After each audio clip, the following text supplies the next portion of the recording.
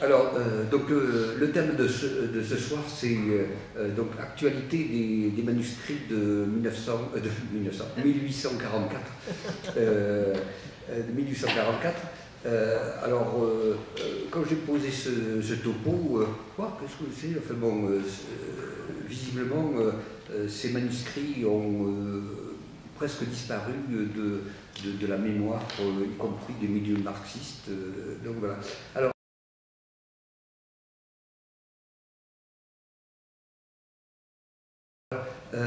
ces manuscrits de 44, de quoi s'agit-il?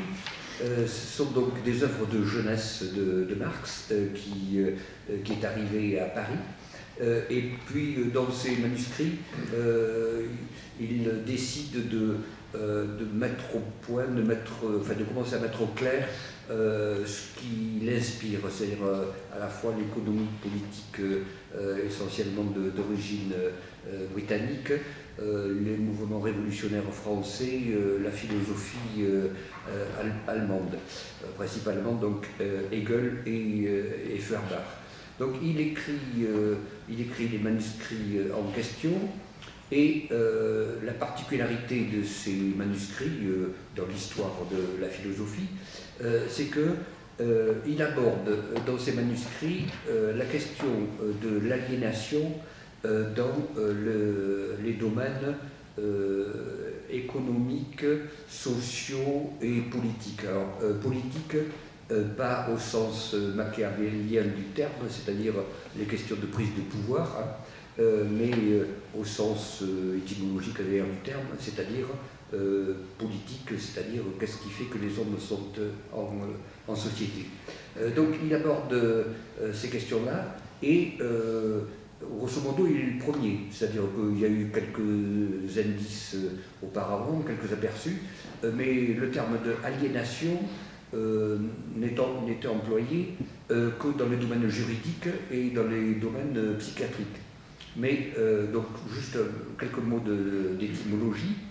Aliénation, alors ça n'est pas une question de lien, c'est une question d'alien, c'est-à-dire le mot d'origine latine, employé d'ailleurs tel quel par les anglo-saxons, et alien, c'est étranger, tout ce qui est étrange, tout ce qui est rendu étranger, tout ce qui est extérieur, c'est la racine étymologique. Alors c'est celui qu'on retrouve dans le langage juridique. Lorsqu'on aliène un bien, c'est qu'on en est dépossédé de différentes manières, et le mot aliéné s'est imposé pour remplacer le mot fou, puisque l'aliéné, c'est celui qui est dépossédé de soi-même, qui n'est plus soi-même, d'accord? Donc voilà. Et donc Marx initie ce thème-là. Et alors, ces manuscrits ont une histoire un peu significative, c'est-à-dire qu'il écrit les manuscrits en question, et puis ensuite il se tourne vers d'autres choses. Ces manuscrits restent à l'état de manuscrits, il va y avoir 40 pages qui vont se perdre, et puis au final, elles ne vont être éditées qu'en 1926, je crois, c'est quasiment 80 ans après qu'ils aient été écrits. Et alors, ces manuscrits, par contre, ils vont ressurgir en force dans les années 60-70, avec une profonde réflexion, action, publication sur les questions d'aliénation. Puisque donc ce terme d'aliénation, on va le retrouver dans pas mal de réflexions socio-politiques, avec des termes proches ou qui en sont dérivés, les termes chosification, je ne sais pas si ça vous dit quelque chose, ou encore les termes réification. Chosification, c'est lorsque on transforme les choses en êtres vivants, lorsqu'on transforme les choses en êtres vivants, ou les êtres vivants en choses. Réification, c'est encore autre chose, et peut-être, mais bon, ça sera encore une autre discussion, peut-être qu'on retrouve cette approche chez Chantal Mouffe, avec l'idée d'essentialisation. Bon, mais j'en arrête là. Sur Qu'est-ce que c'est que l'aliénation chez le jeune Marx? Alors, il y a trois sens du terme d'aliénation. Je vais essayer de donner quelques exemples à chaque fois.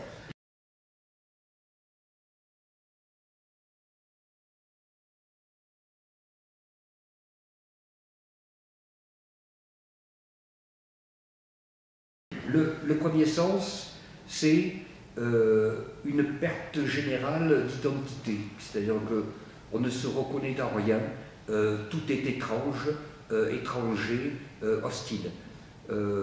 En littérature, celui qui peut-être illustre le mieux cela, c'est peut-être Baudelaire, avec le spleen baudelairien. Rien ne va, je ne me retrouve pas, je ne suis pas dans le monde. Bon. Alors, par contre, comment est-ce que ça se traduit du point de vue socio-économique, puisque donc c'est ce que Marx va, c'est que le travailleur, mais alors on va le voir, le travailleur, mais l'humain travailleur ne se reconnaît pas dans le monde dans lequel il est. C'est-à-dire que son activité n'a pas de sens, rien n'a de sens. Quelque part, en mai 68, c'était un peu ce qui était exprimé par Métro Boulot Dodo. Vous voyez, c'est donc ce premier sens de ce terme de aliénation. Sur le plan plus de la production, c'est la différence qu'il y a entre le travailleur à la chaîne et l'artisan. Le travailleur à la chaîne, et il ne voit ni le début, ni la fin, ni l'objectif, ni le projet que peut représenter ce qu'il fabrique. L'artisan, il est là du début à la fin, et son activité a un sens. Donc ça, c'est le premier sens, perte d'identité.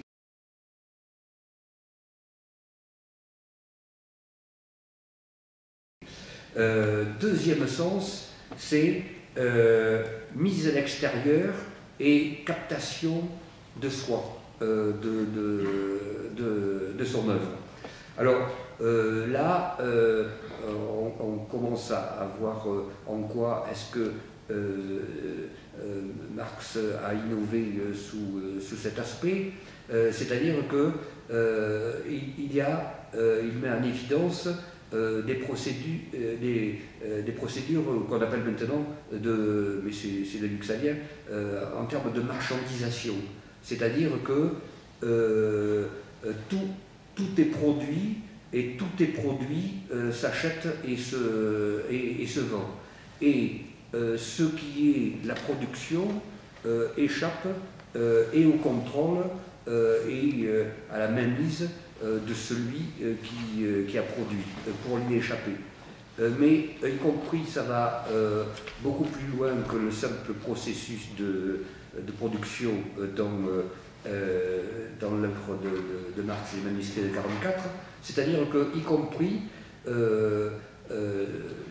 l'être humain, le travailleur, est privé de son corps, de son autonomie. Et il y a chez Marx, dans les manuscrits de 1944, de très longs développements, à la fois très détaillés et très émouvants, sur la prostitution.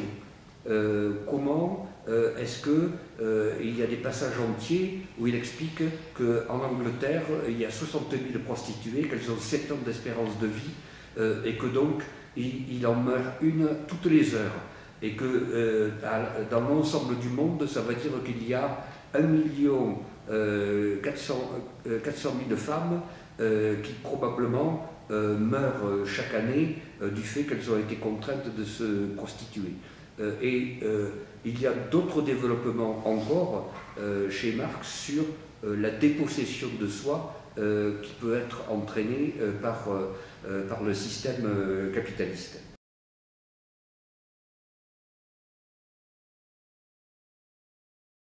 Et alors, troisième sens du terme aliénation, c'est que non seulement il y a des possessions, mais la production de l'homme se retourne contre lui-même.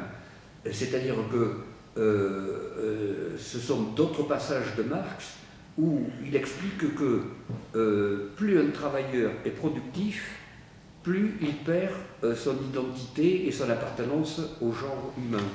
Et là aussi, il y a un certain nombre, beaucoup de passages émouvants sur ces travailleurs qui sont pris dans un système infernal où plus ils produisent, plus ils se déshumanisent et plus ils se rapprochent de l'animal par les besoins qui deviennent des besoins extrêmement élémentaires et où il est réduit à un être qui a non plus des aspirations ou des projets, mais uniquement des besoins bruts qu'il faut qu'il arrive à réaliser.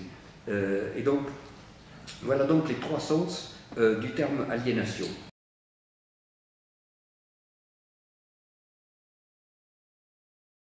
Alors, cela dit, chez Marx, à peu près en même temps, il a écrit les 10 thèses sur Feuerbach. Alors, là aussi, il faut se replacer dans le contexte familier. C'est un jeune homme, et puis il s'est mis sur un bout de papier devant son écritoire, il s'est mis griffonné au papier à la main 10 thèses sur Feuerbach. Et celle qui est la plus connue, qui est passée à la postérité, c'est une attaque contre la philosophie classique, idéaliste, où il dit la philosophie n'a fait jusqu'à maintenant qu'interpréter le monde, il est temps de le transformer. Et donc, ça veut dire que Marx ne se contente pas d'une simple description, une simple interprétation de l'aliénation, il indique les voies de la transformation, et donc c'est d'ailleurs les voies de l'émancipation par rapport à ces aliénations. Alors, je vais reprendre la même grille des trois sens du terme aliénation. C'est-à-dire que pour Marx, comment combattre l'aliénation? Alors, c'est d'abord par le fait que les travailleurs doivent se regrouper. Et alors, se regrouper, là aussi il y a des passages assez étonnants, se regrouper toujours non pas dans le sens machiavélien du terme, c'est-à-dire se regrouper pour être plus fort et pouvoir mieux combattre le patron qui les exploite, mais se regrouper pour faire société. Et il y a des passages où quelque part Marx anticipe une formule assez connue de Freud, à qui on demandait qu'est-ce que c'est que le bonheur, et Freud répondait aimer et travailler. Et on trouve des passages, alors, si j'ai le temps je vous les lirai, où Marx développe que les hommes doivent se réunir pour faire société, qu'il faut qu'il y ait de l'amour qui se crée entre eux, que sans amour rien n'est possible, enfin des passages assez étonnants par rapport à l'image que l'on peut avoir du marxisme. Alors, cela dit, comme donc il s'agit de transformer, évidemment, dans le fait de faire société, ça entraîne effectivement, mais par voie de conséquence, un rapport de force qui va permettre ensuite de retrouver une certaine identité. Mais bon, j'achève juste là-dessus, où tous ceux qui ont mené des combats sociaux de type grève ou revendicatif ou un truc comme ça, savent que lorsque on est réunis, il y a quelque chose qui change dans les mentalités. Il y a des relations de confiance, de courage, de détermination. À l'inverse d'ailleurs, d'autres qui flanchent complètement. Mais donc, bon voilà. Alors, Ensuite, au niveau du deuxième sens, c'est-à-dire être dépossédé de ce qui est à soi. Alors, on trouve chez Marx des débuts, alors il va développer ça beaucoup plus largement ensuite dans le reste de son existence, mais déjà, on voit des démarches très pragmatiques du type réduction du temps de travail. C'est-à-dire que dans ce premier manuscrit, vous pouvez lire un long développement où, reprenant les textes d'économistes tout à fait classiques, il explique qu'avec 5 heures de travail par semaine, par jour, pardon, avec 5 heures de travail par jour, ça suffirait pour faire vivre la société tout entière si tout le monde travaillait, bon, etc., etc. Donc voilà, il y a des passages entiers sur le travail des femmes qui est particulièrement surexploité et que donc il faut en finir avec ça. Évidemment, la fin du travail des enfants. Et puis, il commence à aborder aussi la question, mais qu'il va développer plus tard, du salaire. C'est-à-dire, qu'est-ce que c'est qu'un salaire juste? Et même, un salaire juste, est-ce que ça a un sens dans la mesure où les seuls qui produisent, c'est ceux qui travaillent. Et donc, il commence à aborder cette question-là. Et puis, dernier terme, c'est tout simplement, il est comme solution troisième au retournement de soi contre soi, de ce qui vient de soi. Il est donc pour changer totalement de société.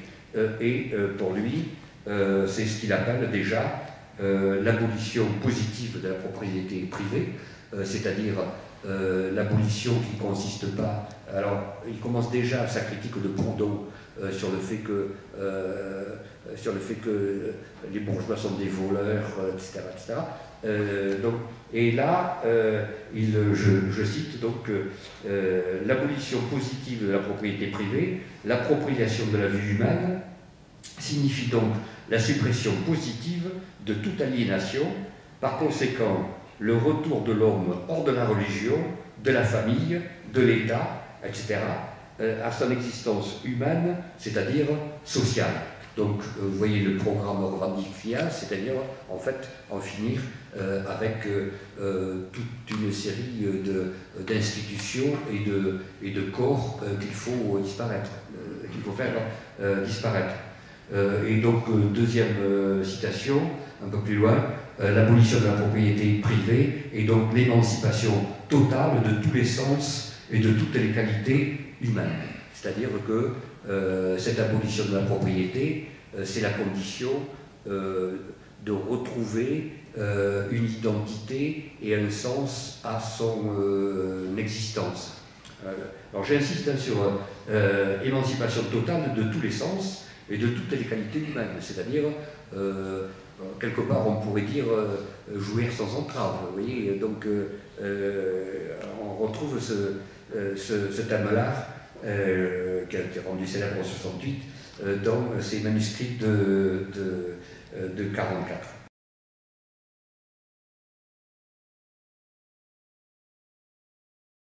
Alors, qu'est-ce que c'est comme paradigme?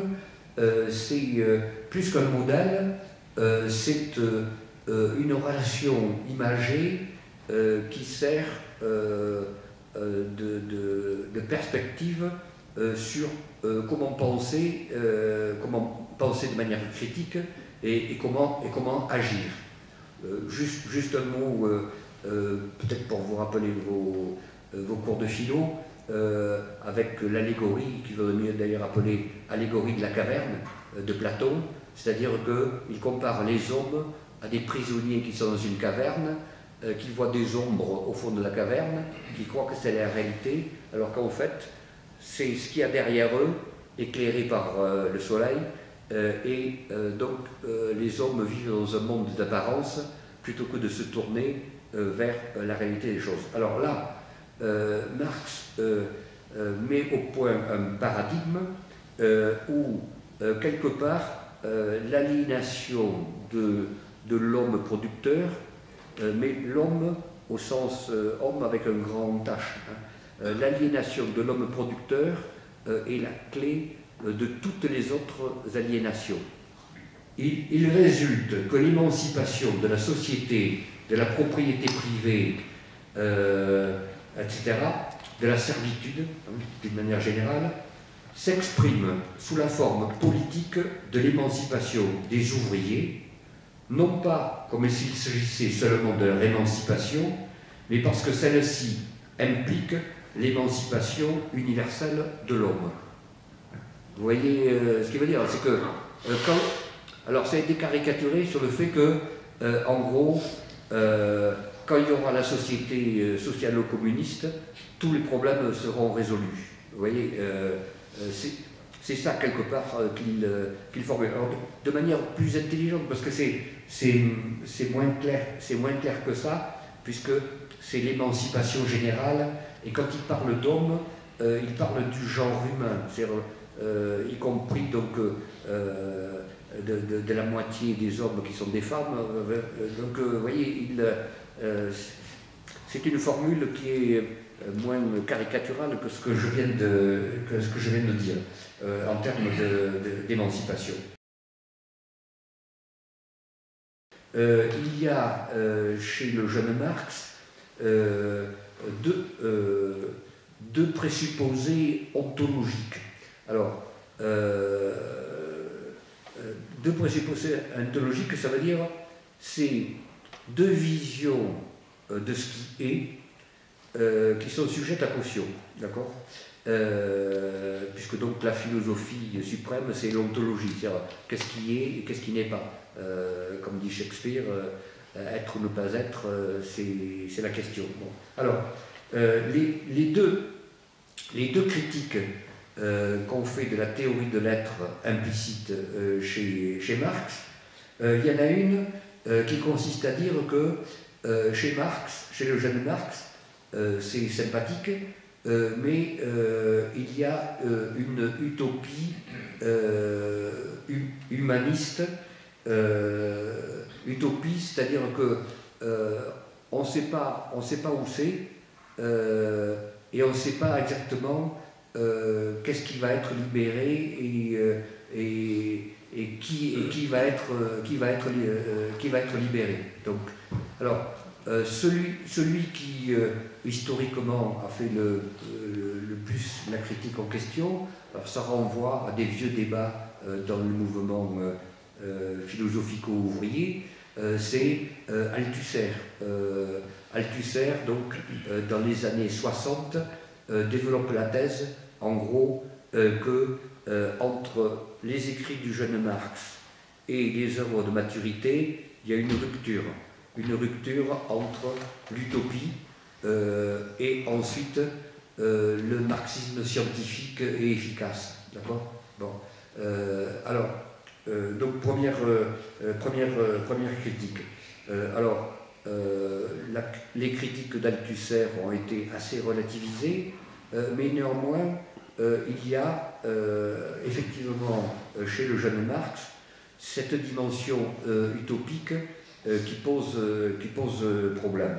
La deuxième critique qui est faite du jeune Marx, c'est qu'il reprend à son compte l'approche classique de la philosophie idéaliste, c'est-à-dire que dans tout processus, il y a un sujet actif et un objet passif. D'accord?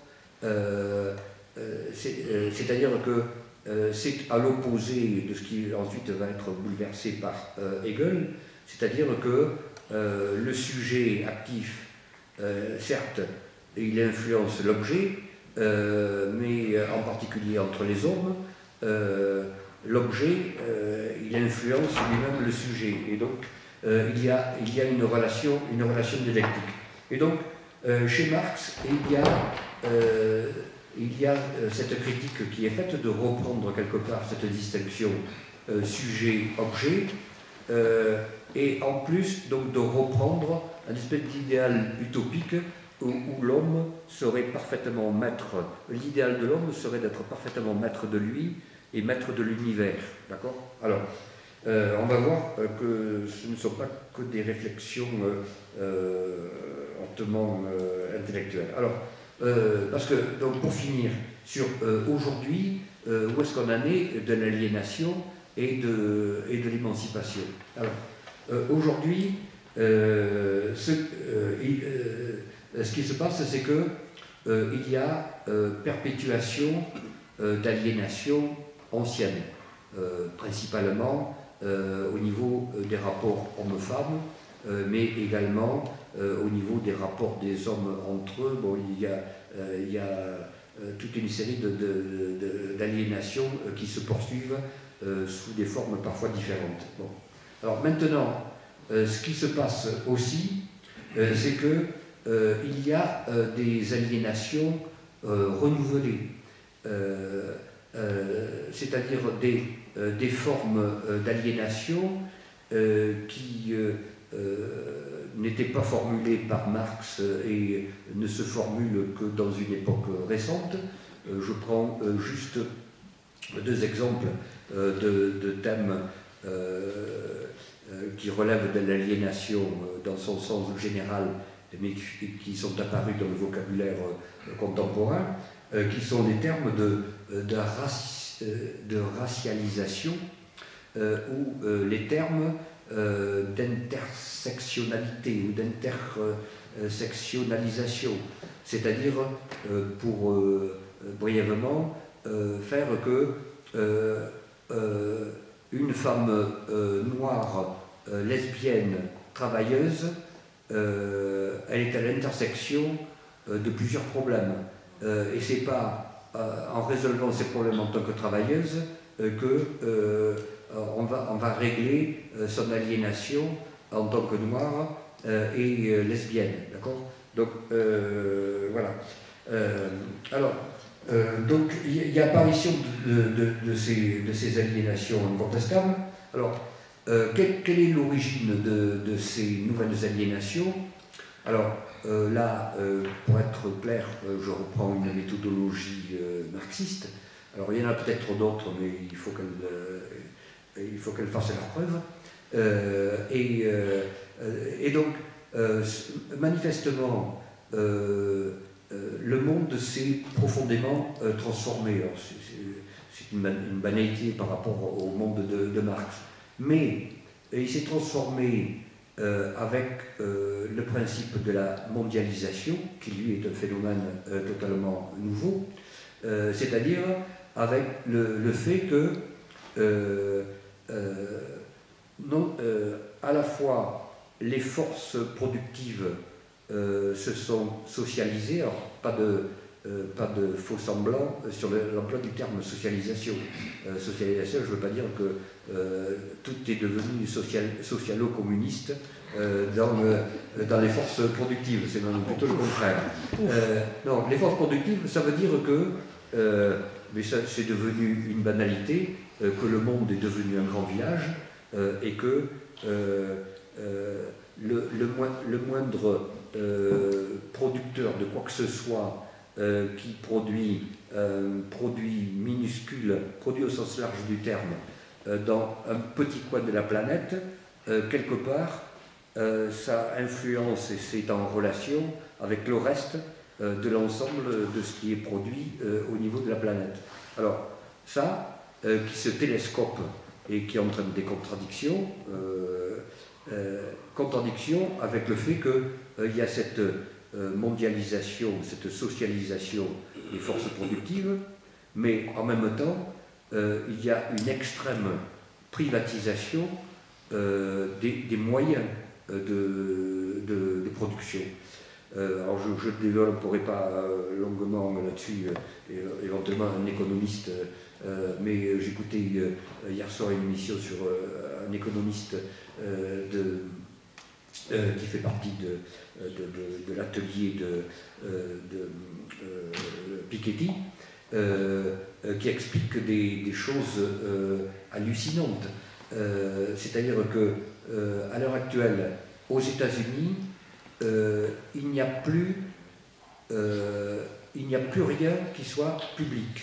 C'est-à-dire que si les États-Unis vendez tout ce qui est les routes, les hôpitaux publics, etc., s'ils les vendaient, ça ne suffirait pas à payer la totalité de leurs dettes financières qu'ils ont.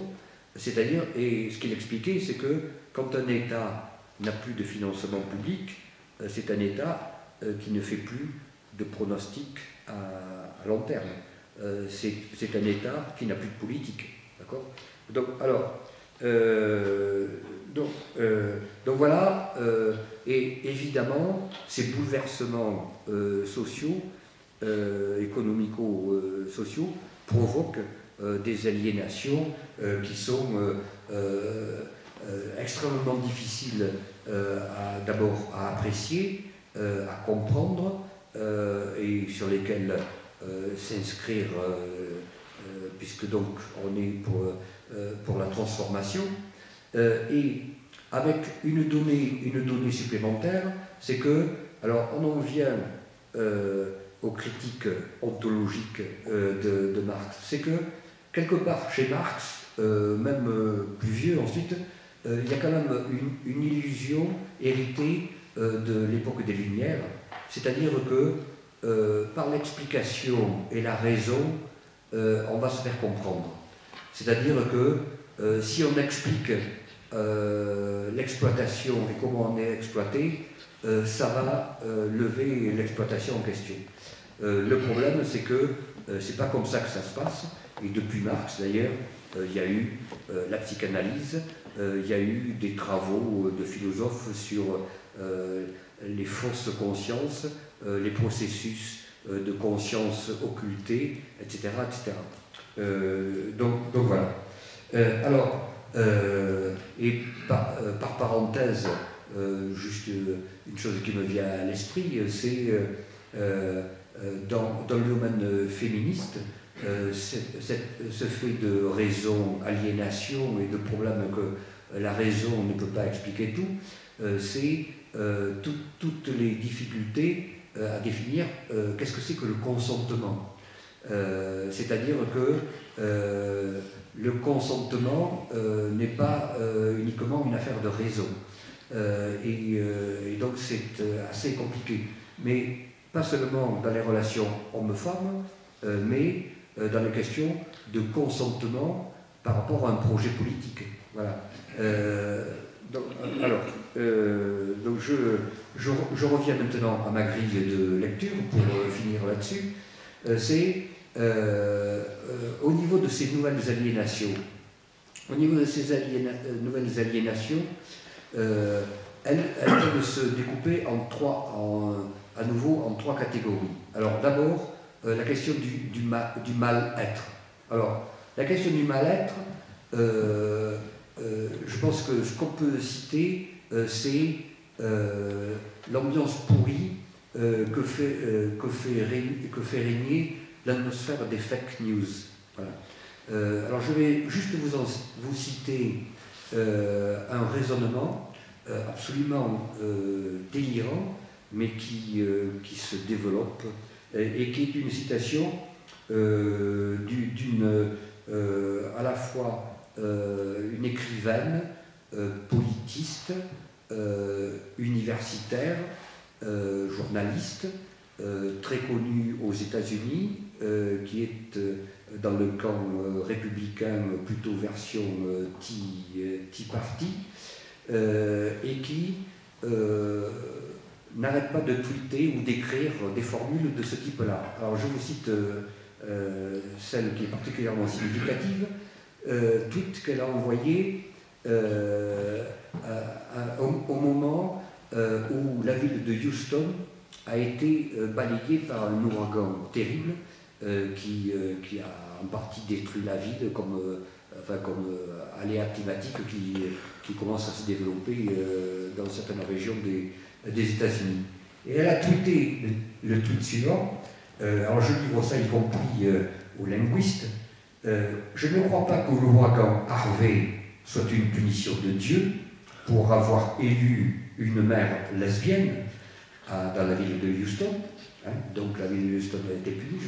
Donc je répète, je ne crois pas que l'ouragan Harvey soit une punition de Dieu pour avoir élu une mère lesbienne à Houston, mais c'est plus crédible que le réchauffement climatique. Donc voilà, donc le milieu universitaire développé qui et donc évidemment les visions du monde et l'appartenance au monde avec des formules comme ça sont totalement perturbées.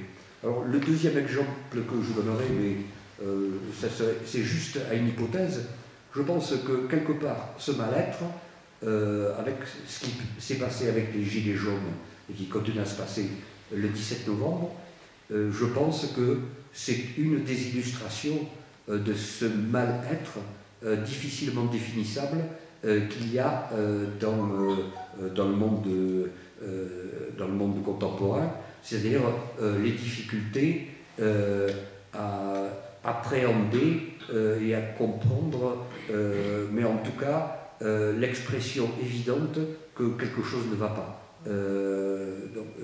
Et que c'est toujours les faibles qui trinquent.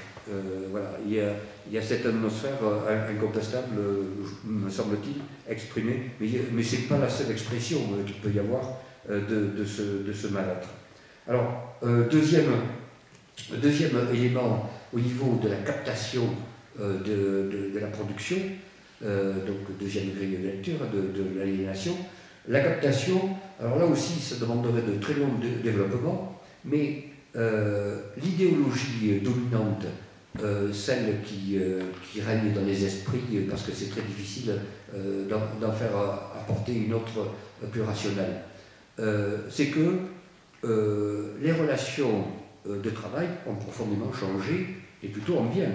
C'est-à-dire que on est son propre maître, on peut travailler quand on veut, il n'y a plus vraiment de salaire, il n'y a plus vraiment d'exploitation, et ainsi de suite.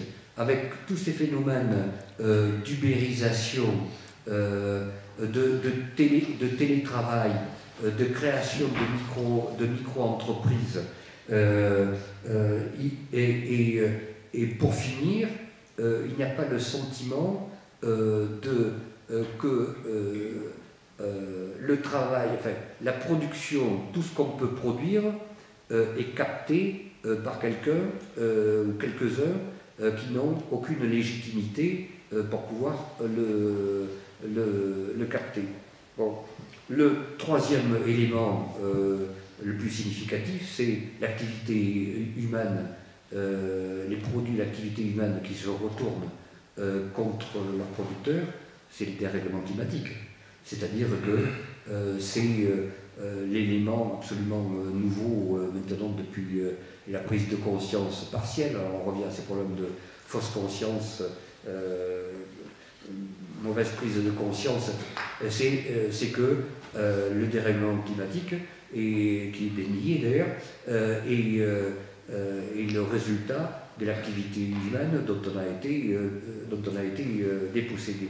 Alors, maintenant, quelle procédure d'émancipation par rapport à ces nouvelles aliénations? Je vous le dis tout net, ce sont juste quelques pistes, dans la mesure où, si j'avais défini parfaitement les aliénations d'aujourd'hui et que je vous donne comment s'émanciper de ces aliénations, évidemment, je serais maître du monde en ce moment. Donc voilà, ou sinon, je dirais, j'aurais un cabinet de consultants pour les hauts dirigeants du monde. Donc voilà, alors, juste quelques pistes par rapport à ces nouvelles aliénations et leur émancipation. La question d'être au monde, c'est la question d'un internationalisme renouvelé. C'est-à-dire, qu'est-ce que c'est, que signifie aujourd'hui la formule terminale du manifeste communiste qui est prolétaire de tous les pays, unissez-vous, Qu'est-ce que ça veut dire, aujourd'hui? Qui sont les aliénés, qui sont les damnés de la terre, qui doivent s'unir.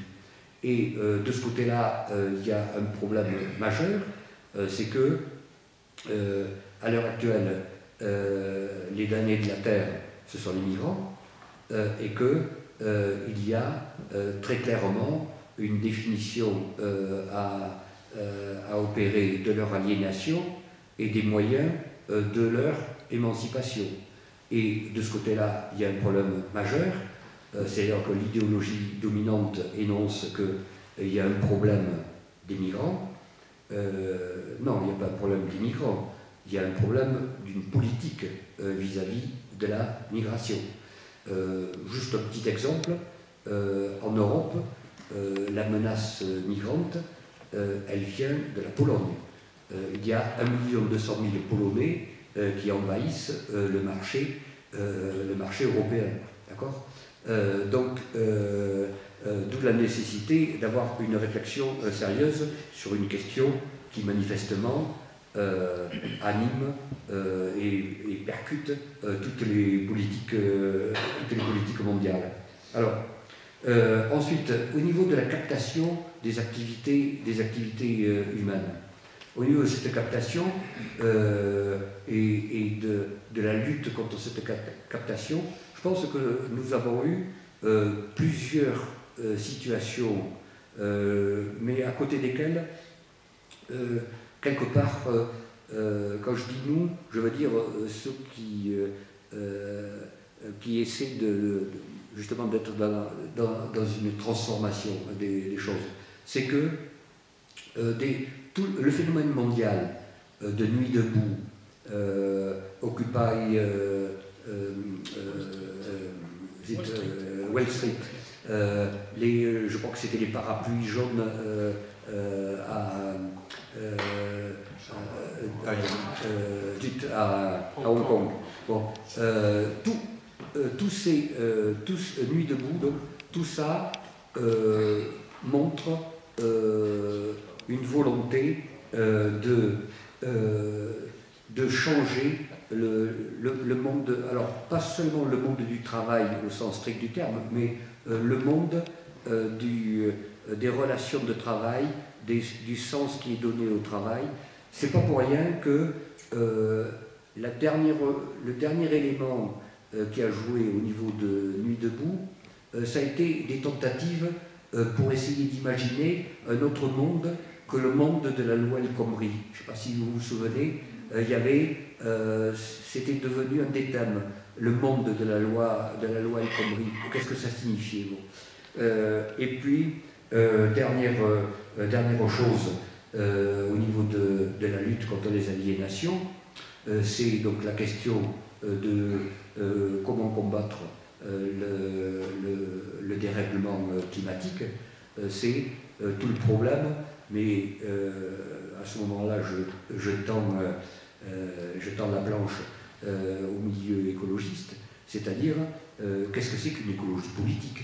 C'est-à-dire une écologie qui s'implique dans le monde politique et social, et non pas comme quelque chose d'extérieur à ce monde politique et social. Encore une fois, politique, pas au sens politicien, mais au sens de vouloir faire société avec tout le monde. Et alors, dernière chose, c'est qu'il y a donc un nouveau paradigme à inventer, c'est-à-dire que la relation de libération de l'ouvrier vis-à-vis de son patron, et le fait que c'est le monde ouvrier, quelquefois réduit d'ailleurs au monde salarié, que c'est le monde ouvrier qui est l'acteur unique, in fine, de l'émancipation de tout le monde, ce paradigme-là, il faut en changer. C'est-à-dire que, manifestement, il n'y a plus un acteur, mais une pluralité d'acteurs, qu'il n'y a plus un sujet historique révolutionnaire, mais il y a plusieurs sujets plusieurs agents, et que on voit se dessiner quels sont ces différents agents, ces différentes forces, et par rapport dans les milieux politiques militants, c'est toute la question de est-ce que par rapport à ce paradigme qui repose sur la lutte des classes, est-ce qu'à ce paradigme il faut substituer par exemple un autre paradigme sur l'opposition entre élite et peuple.